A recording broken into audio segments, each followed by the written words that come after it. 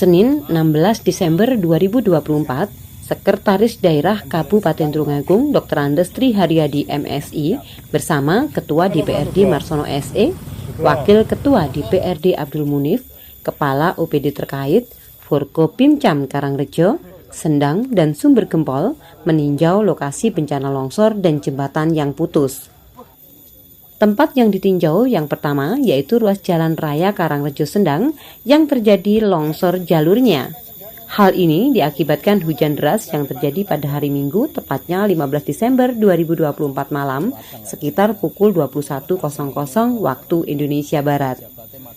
Badan jalan longsor sepanjang 25 sampai 30 meter. Dengan longsornya jalan tersebut mengakibatkan arus lalu lintas arah Karangrejo Sendang terhambat karena menyisakan satu lajur saja. Sementara kendaraan yang bisa melewati hanya roda 2 saja, dan untuk kendaraan roda 4 dan lebih dilarang lewat tetapi jalur dialihkan.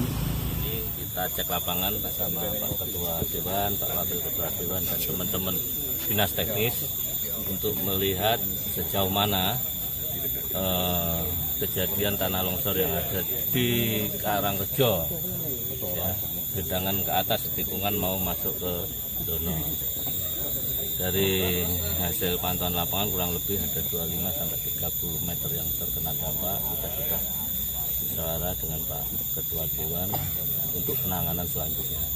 Tetapi hari ini kita cek lapangan, harus ada kajian teknis dari teman teknis BU untuk membuat perencanaan, ya, terutama dalam waktu dekat untuk mengusulkan BTT ke provinsi. Tapi kita sudah sepakat dengan Pak Ketua, nanti ke depan alternatif untuk pembenahan selanjutnya kita musyawarahkan bersama, karena jalan yang kena longsor merupakan akses utama dari Sendang ke Karangrejo, akses utama, makanya perlu penanganan yang segera. Untuk pembangunan rencana kapan, Pak? Kalau pembangunan direncanakan secepatnya, bahasa secepatnya itu kan ya secepatnya lah, artinya kita belum sampai ke berapa bulan, tapi ya secepatnya. Solusinya gimana? Ya, harus ada kajian teknis dulu dari BU, nanti kita usulkan BTT. Sementara gimana, ditutup dulu atau tetap bisa dilewati? Sementara ditutup dulu, ya, melihat kondisi kontur tanah, karena memang bisa membahayakan terutama untuk roda 4, karena yang melintas di sini kebanyakan truk-truk susu, juga angkutan-angkutan barang. Tapi ada alternatif lain yang sudah disediakan, yaitu dari masuk ke gedangan yang biasanya belok kanan itu lurus nanti ketemu Pasar Dono, tetapi untuk roda 2 masih bisa berjalan. Dalam waktu dekat nanti teman-teman PU akan melihat kondisi kontur yang di sebelahnya itu, kalau memang memungkinkan nanti bisa dilewati, tetapi satu persatu, karena untuk menjaga keamanan pengendara. Pak, mengapa? Tapi memang kalau hujan deras lebih baik ditutup karena itu membahayakan.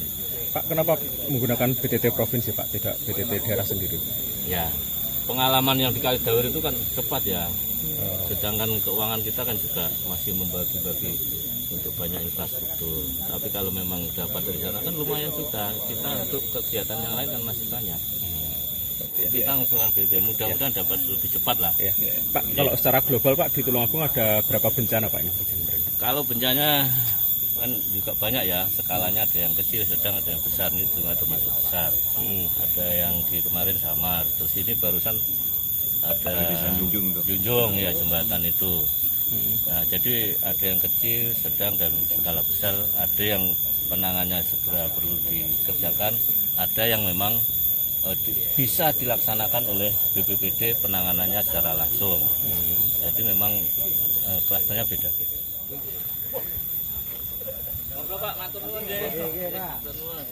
Yang kedua, meninjau jembatan yang putus di Desa Junjung, Kecamatan Sumber Gempol.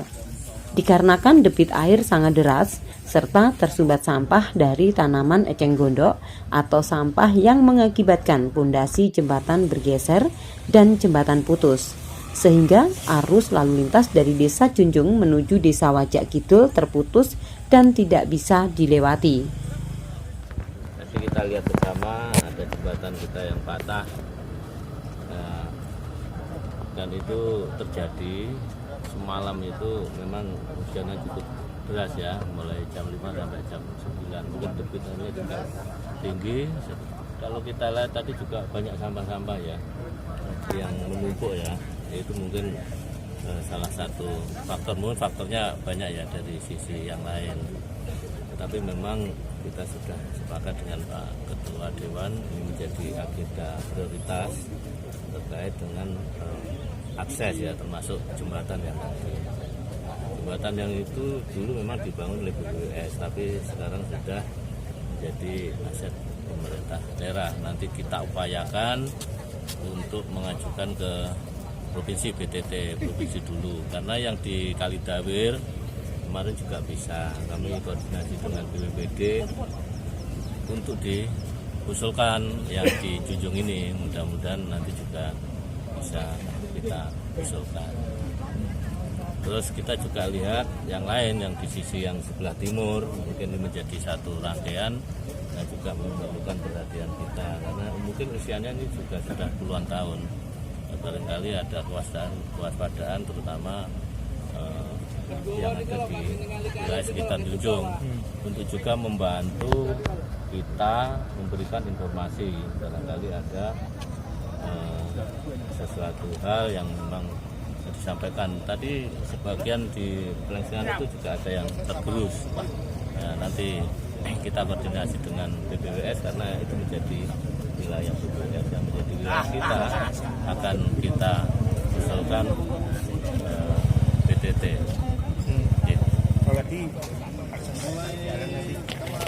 Ya, aksesnya juga masih banyak, tapi memang agak memutar. Ya kalau nggak bisa dilewati kan harus ngakses ke mutar. Nah, ya itu sementara alternatifnya, karena memang tidak bisa dilewati karena patah. Sepeda motor pun juga sangat rawan. Pak, opsi dengan BTT provinsi itu kira-kira butuh waktu berapa untuk penanganan?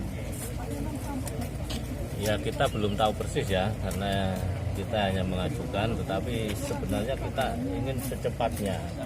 Artinya setelah ini nanti kita terap secara teknis, kebutuhan akan segera kita ajukan.